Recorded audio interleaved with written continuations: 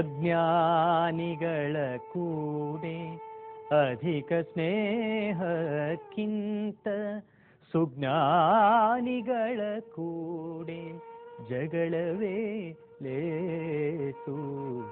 ಸುಜ್ಞಾನಿಗಳ ಕೂಡೆ ಜಗಳವೇ ಲೇಸು. ಶ್ರೀ ಕ್ಷೇತ್ರ ಸನ್ನಿಧಿಯ ವೀಕ್ಷಕರೆಲ್ಲರಿಗೂ ಕಸ್ತೂರಿ ಕನ್ನಡ ವಾಹಿನಿಯ ಹಾರ್ದಿಕ ಸ್ವಾಗತ, ನಮಸ್ಕಾರ. ಜಗತ್ತಿನ ಮಿಕ್ಕೆಲ್ಲ ಕಡೆ ಸಾಮಾನ್ಯ ಜನ ಕ್ಷೋಭೆಗೆ ಒಳಗಾಗಿ ತಲ್ಲಣದಿಂದ ತೊಳಲಾಡುತ್ತಿದ್ದರೂ ನಾವು ತಾಳ್ಮೆಯಿಂದ ಬಂದ ಕಷ್ಟಗಳನ್ನೆಲ್ಲ ಸಹಿಸಿಕೊಂಡು ಮುನ್ನಡೆಯುತ್ತಿದ್ದೇವೆ. ಇದು ಸಾಧ್ಯವಾಗಿರುವುದು ನಮ್ಮ ಧಾರ್ಮಿಕ ಜಾಗೃತಿಯಿಂದಾಗಿಯೇ ಎಂದು ಖಚಿತವಾಗಿ ಹೇಳಬಹುದು. ರಘುವಂಶದ ಇಬ್ಬರು ಮಹಾನ್ ಪುರುಷರಿಂದ ಪಾವನಗೊಂಡಿರುವ ಕ್ಷೇತ್ರವೊಂದಕ್ಕೆ ನಮ್ಮ ಈ ದಿನದ ಪ್ರಯಾಣ. ಅದು ಚಿತ್ರದುರ್ಗ ಜಿಲ್ಲೆ ಹೊಸದುರ್ಗ ತಾಲೂಕು ಗುಡ್ಡದ ನೇರಳೆ ಕೆರೆಯಲ್ಲಿರುವ ಶ್ರೀ ದಶರಥ ರಾಮೇಶ್ವರ ಸನ್ನಿಧಿ. ಕನ್ನಡ ನಾಡಿನ ಗಿರಿವನಗಳು, ನದಿ ತಟಾಕಗಳು, ಬೆಟ್ಟ ಗುಡ್ಡಗಳು ಎಷ್ಟು ರಮಣೀಯವಾಗಿದ್ದುವೆಂದರೆ ಹನುಮನು ಆಯ್ಕೆ ಮಾಡಿಕೊಂಡ ದಿವ್ಯ ಕ್ಷೇತ್ರ ಕಿಷ್ಕಿಂಧೆ. ಪರಶುರಾಮನ ಕ್ಷೇತ್ರ, ಸಹ್ಯಾದ್ರಿ ಶ್ರೇಣಿ, ಶಕ್ತಿ ದೇವತೆ ಚಾಮುಂಡಿ ನೆಲೆಸಿದ್ದು ಯದುಗಿರಿಯಲ್ಲಿ. ಅಗಸ್ತ್ಯ, ವಶಿಷ್ಠ, ವಿಶ್ವಾಮಿತ್ರ, ಕೌಂಡಿನ್ಯ, ದೂರ್ವಾಸ ಮೊದಲಾದ ನೂರಾರು ಋಷಿ ಪುಂಗವರು ಈ ನಾಡಿನಲ್ಲಿ ನಡೆದಾಡಿ ಇದನ್ನು ಪವಿತ್ರಗೊಳಿಸಿದ್ದಾರೆ. ಆಧುನಿಕ ಜಗತ್ತಿನಲ್ಲಿಯೂ ಶಂಕರ ರಾಮಾನುಜರು ಇಲ್ಲಿಗೆ ತಮ್ಮ ಹುಟ್ಟೂರುಗಳನ್ನು ಬಿಟ್ಟು ಬಂದು ಮಠ ದೇಗುಲಗಳನ್ನು ಬಿಟ್ಟು ಹೋಗಿದ್ದಾರೆ. ಇಲ್ಲಿನವರೇ ಆದ ಮಧ್ವಾಚಾರ್ಯರು, ಅನಂತ ತೀರ್ಥರು, ರಾಘವೇಂದ್ರ ಸ್ವಾಮಿಗಳು, ಸಿದ್ಧಲಿಂಗೇಶ್ವರರು, ಸಿದ್ಧಾರೂಢರು ಮೊದಲಾದ ಯತಿಗಳು ಜನ್ಮ ಧಾರಣೆ ಮಾಡಿ ತಮ್ಮ ಕರ್ಮ ಭೂಮಿಯನ್ನಾಗಿ ಆಯ್ಕೆ ಮಾಡಿಕೊಂಡ ಪುಣ್ಯ ಪ್ರದೇಶವಿದು.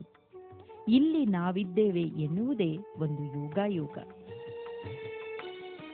ಇನ್ನು ಪೂಜಾರ್ಹ ದೇವರುಗಳಾದ ರಾಮ, ಕೃಷ್ಣ, ಶಿವ, ಪಾರ್ವತಿ, ಹನುಮ, ಗರುಡ, ವಿನಾಯಕ, ಕುಮಾರ ಮೊದಲಾದವರಿಗಾಗಿ ನಿರ್ಮಿಸಲಾಗಿರುವ ದೇವಾಲಯಗಳು ಅಸಂಖ್ಯಾತ.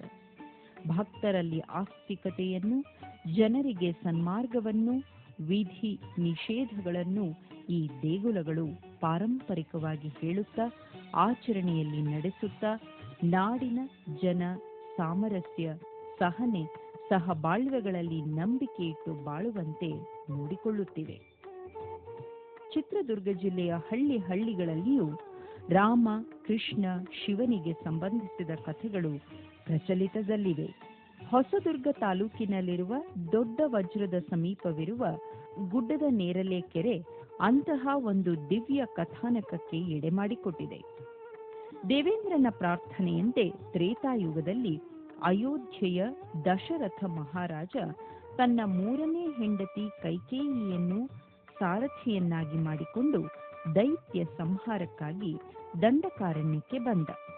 ಆತ ತನ್ನ ಯುದ್ಧದ ಆರಂಭಕ್ಕೆ ಮುನ್ನ ಈಗಿನ ಹೊಸದುರ್ಗ ಪ್ರದೇಶದಲ್ಲಿರುವ ಶಿವಮಂದಿರಕ್ಕೆ ಭೇಟಿ ನೀಡಿ ತನಗೆ ಯಶಸ್ಸನ್ನು ಕೋರಿ ಪ್ರಾರ್ಥಿಸಿದ. ಇದಾದ ಹಲವಾರು ವರ್ಷಗಳ ನಂತರ ಸೀತಾಪಹರಣದ ಬಳಿಕ ರಾಮ ಲಕ್ಷ್ಮಣರು ಸೀತಾದೇವಿಯನ್ನು ಹುಡುಕುತ್ತಾ ದಕ್ಷಿಣಕ್ಕೆ ಬಂದಾಗ ಮತ್ತೆ ಈ ಶಿವಮಂದಿರಕ್ಕೆ ಬಂದು ಅರ್ಚನೆ ಮಾಡಿ ಮುಂದುವರೆದರು. ಈ ಕಾರಣದಿಂದ ಇಲ್ಲಿರುವ ಈಶ್ವರ ದಶರಥ ಮತ್ತು ರಾಮ ಇಬ್ಬರಿಂದಲೂ ಅರ್ಚಿಸಲ್ಪಟ್ಟಿದ್ದು ಈಗ ದಶರಥ ರಾಮೇಶ್ವರ ಎಂದು ಕರೆಸಿಕೊಳ್ಳುತ್ತಿದ್ದಾನೆ. ಈ ಕ್ಷೇತ್ರ ಇನ್ನೊಂದು ಘಟನೆಗೂ ಸಾಕ್ಷಿಯಾಗಿದೆ. ವೃದ್ಧ ತಂದೆ ತಾಯಿಯರ ಅಪೇಕ್ಷೆಯನ್ನು ಪೂರೈಸುವುದಕ್ಕಾಗಿ ಶ್ರವಣಕುಮಾರ ಅಡೆಯಲ್ಲಿ ಅವರನ್ನು ಹೊತ್ತು ದಿವ್ಯ ಕ್ಷೇತ್ರಗಳ ಯಾತ್ರೆ ಮಾಡುತ್ತಾ ಬಂದವನು ದೊಡ್ಡ ವಜ್ರದ ದೊಣೆಯಲ್ಲಿ ನೀರು ಮೊಗೆದು ತರಲು ಹೋದ. ನೀರು ಕಮಂಡಲದಲ್ಲಿ ತುಂಬುವಾಗ ಉಂಟಾದ ಶಬ್ದ ದೂರದಲ್ಲಿದ್ದ ಬೇಟೆಗಾಗಿ ಬಂದಿದ್ದ ದಶರಥನಿಗೆ ಕೇಳಿಸಿ ಆ ಶಬ್ದವೇಧಿ ಬಾಣ ಪ್ರಯೋಗ ಮಾಡಿದ. ಶ್ರವಣಕುಮಾರ ಸತ್ತು ಬಿದ್ದ. ಆ ನಂತರ ದಶರಥನನ್ನು ಶಪಿಸಿದ ಶ್ರವಣಕುಮಾರನ ತಂದೆ ತಾಯಿಯರು ಇದೇ ಸ್ಥಳದಲ್ಲಿ ಕೆಲವು ಕಾಲ ಜೀವಿಸಿದ್ದು ಮರಣಿಸಿದರು.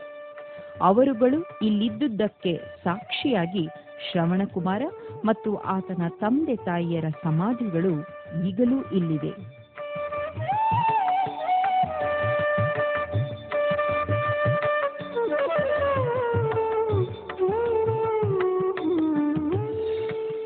ಗುಡ್ಡವನ್ನು ಹತ್ತಿ ಹೋದರೆ ಶಿವದರ್ಶನ ಸಾಧ್ಯ.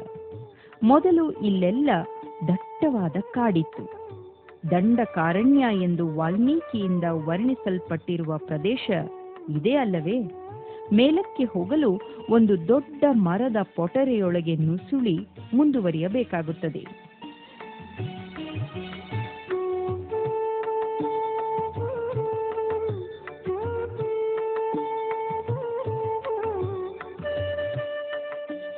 ಇಲ್ಲಿರುವ ಶಿವಲಿಂಗ ಗುಹೆಯೊಳಗೆ ತಾನೇ ತಾನಾಗಿ ಮೂಡಿಬಂದ ಉದ್ಭವ ಬಿಂಬ. ಗುಹೆಯ ಬಾಗಿಲು ಒಳಹೊಕ್ಕರೆ ಚಿಕ್ಕದಾದ ಗರ್ಭಗೃಹ. ಭಕ್ತಾದಿಗಳು ಈಗ ಆಧುನಿಕ ಸಿಂಗಾರ ವಸ್ತುಗಳಾದ ಆಕರ್ಷಕ ಮೊಸಾಯಿಕ್ ಟೈಲ್ಸ್ಗಳಿಂದ ಗೋಡೆಗಳನ್ನು ಸಿಂಗರಿಸಿದ್ದಾರೆ. ಗುಡ್ಡ ಕೊರೆದು ಒಳಗಿನ ಗವಿಯಲ್ಲಿ ಶಿವನ ಲಿಂಗವನ್ನು ಕೆತ್ತಿರುವುದರಿಂದಲೇ ಈ ದೇವಾಲಯದ ಪ್ರಾಚೀನತೆ ವ್ಯಕ್ತವಾಗುತ್ತದೆ. ಗುಡ್ಡದ ಮೇಲಿರುವ ದೊಣೆಯಲ್ಲಿ ಯಾವಾಗಲೂ ಜಲ ಸಮೃದ್ಧಿ ಇರುತ್ತದೆ. ಗವಿಯ ಒಳಗಿನಿಂದ ನಾನಾ ದಿಕ್ಕಿನಲ್ಲಿ ಸುರಂಗ ಮಾರ್ಗಗಳಿವೆ. ಹಿಂದಿನವರ ಹೇಳಿಕೆಯಂತೆ ಇಲ್ಲಿಂದ ಕಾಶಿ ಪಟ್ಟಣಕ್ಕೆ, ಶಿವಗಂಗೆ ಪ್ರದೇಶಕ್ಕೆ ಋಷಿ ಮುನಿಗಳು ಸಂಚರಿಸುತ್ತಿದ್ದರಂತೆ.